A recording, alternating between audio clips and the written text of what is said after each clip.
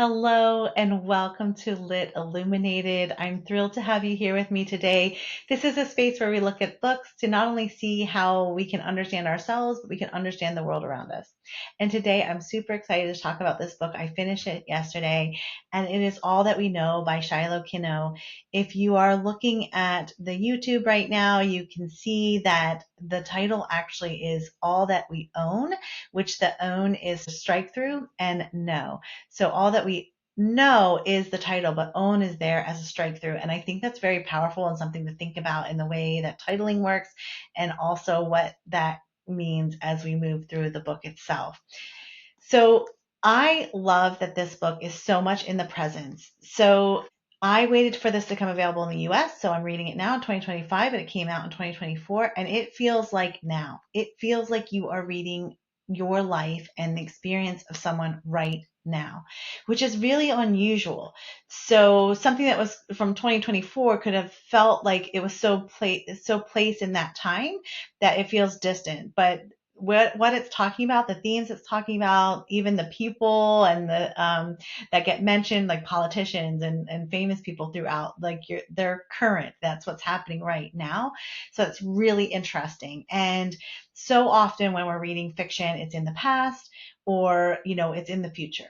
But to sit in it in this way allowed me as the reader to really be present, to experience this in the now. So it uses methodologies within social media. It talks about cancel culture. It has podcasts. It uses emails and texts. And there's this movement through the world that feels so present and so current that it's really impactful reading it in this space. So if you are going to get this book, which I highly recommend, I would say pick it up soon so that you can also have that moment. This, picking this up in 10 years might feel totally different, but in the now, it just helps you get rooted and centered into yourself in the world around you right now while you're walking alongside the characters in this book. And I think what's really interesting, I heard an interview with the author, and it's actually something she has in the author notes where she says colonization is not a one-time event that happened a long time ago, and that she wanted to use this book as a space to recognize that. And I think that's exactly what she did. We are living in it now. And what does that mean to live in that now? And this book, All That We Know, is the living in it now, and we get to really sit in that space. So we have a young activist that's kind of the main character, Marikura, and she is, being bold and honoring herself and her voice in this space. And there are many themes that get challenged or discussed or looked at in this space. There's the Indigenous way of living. There's the Indigenous way of education, which I just love. And that's discussed in here. There's talking about colonization, the systems that are part of colonization, and how that's rooted in that, in what we do and how we live. There's discussion about religion. There's discussion about race, sexism, sexuality, politics, and then also the use of how media becomes this platform that can harm us or can help us. And what does that mean? So you know that I love to read some quotes for you. So I'm going to start with this one on 273, because I think this is where sometimes the quotes just kind of give you an insight on what's going on. So I think this is an episode where they're doing a podcast. Oh no, they're just having a conversation, not their podcast. I love that they have a podcast as well. Anyway, I had an epiphany, Medicura announced. The world we live in was not designed for us to succeed in. It was designed for us to fail.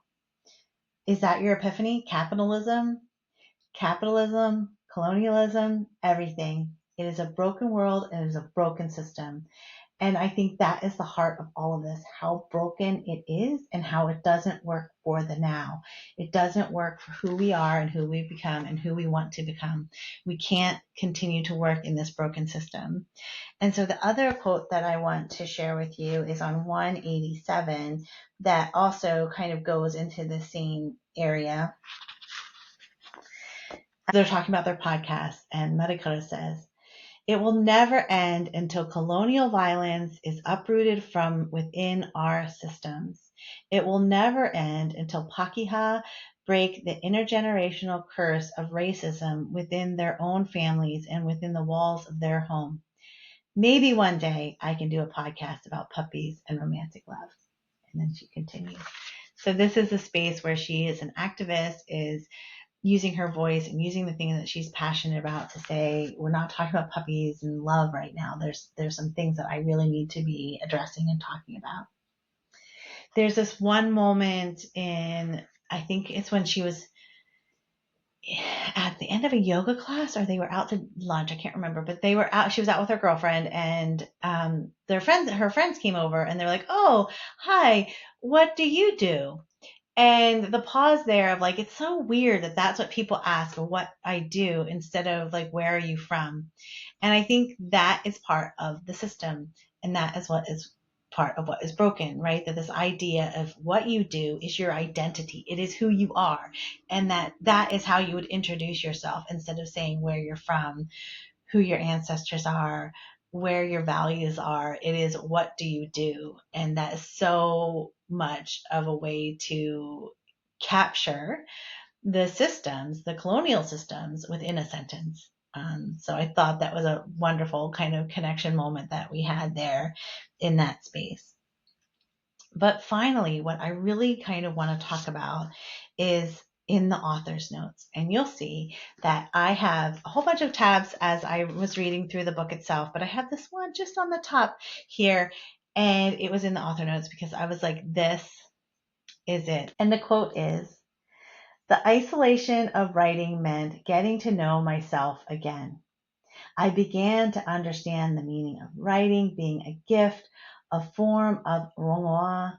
It was as if a mirror was placed in front of me and wounds were opened and exposed, forcing me to examine the deep yearning of my soul.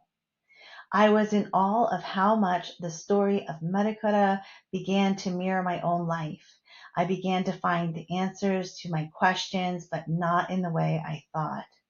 The observations in my writing meant I was able to confront my own grief, reconcile burning questions, and hold space for the ongoing pain and confusion I was feeling." This is what I have been talking about on this podcast. This is what Lit Illuminated is about. It is that the writing of the process of sitting through the space of writing allows you to understand yourself better. It allows you to investigate the world in a different way. It provides the space to be open and exposed to things, to answer your questions, to really dive deep. And in this space, she's talking about how she was writing a fiction piece about this character, and then realizing how connected the stories were, how interwoven they were in some way, or that there was a mirror there. And this idea of literature being a mirror is what I've been talking about. This is a space where, whether you are the writer in this scenario, writing this book and seeing it as a mirror, or you're reading it, it is also a mirror. It is a place for us to look at the story and have it reflect to us and of us in the ways of thinking about, oh, how do I think about this? Or how does this story resonate with me? How does it parallel my life? How is it a mirror to me? And sometimes we don't like that reflection. And sometimes it's like exactly what we needed to see at that moment. And this is part of my Lit Illuminated isn't just this space to talk about a podcast. I also offer coaching sessions for people that are writing their memoir. And so this is often something I talk about when we're writing memoir, is that it becomes a space for you to discover yourself even more. You are entering into a memoir with a question, or there's an idea, or there's something there that you want to tell your story. But part of that is discovering the story as you go, because you have an intention, you have a direction that you want to go, but oftentimes that's not where it ends up, because in the process you are opened and exposed, which I love that she used that here, to kind of examine that deep yearning of your soul. And then at the same time, I offer independent studies, which would be like, take like a book like this that we would read together, and then discuss through that process. What are you learning about yourself through this? What are you seeing? What are the patterns? How is this connecting to your story or the story of others around you? Or like, how are you seeing yourself, and how is it connecting to the world around you? Studying patterns, studying characters, studying what resonates with you, and then honing in on that and going in a little deep dive. So that's the other thing I offer, as well as I do seminars and sessions and courses that take us through books, and whether it's reading as a writer or reading as a reader in this space. But at the same time, all of it is about studying patterns, seeing books as mirrors. Literature is here for us to understand ourselves. It is also here for us to see the world in a different way. There is a reflection. It is a mirror. It allows us to delve deep into self in this space. So I loved that she ended the book in the author's note with that recognition that it wasn't just writing a story that needed to get out there that she wanted to tell, but that through the process, she learned more about herself.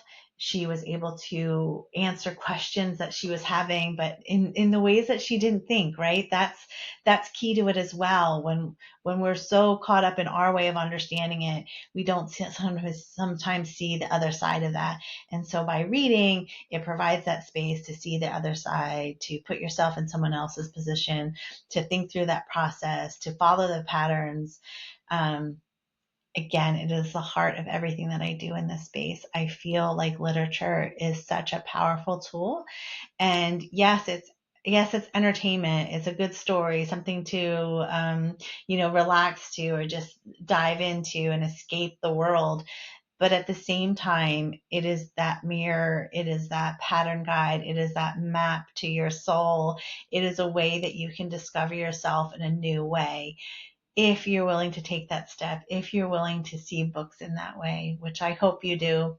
So if you're interested in working with me in any way with Lit Illuminated beyond this podcast, please check out my website, link in the bio, link in the description. And that is a space where we can connect and journey together in books. Highly recommend All That We Know by Shilo Kino. I would say, again, please read it soon. I think being in the present moment and having this so present is key to really feeling the essence of what this book is about. Thank you for joining me today. I hope you're having a wonderful day, and I'll see you next time.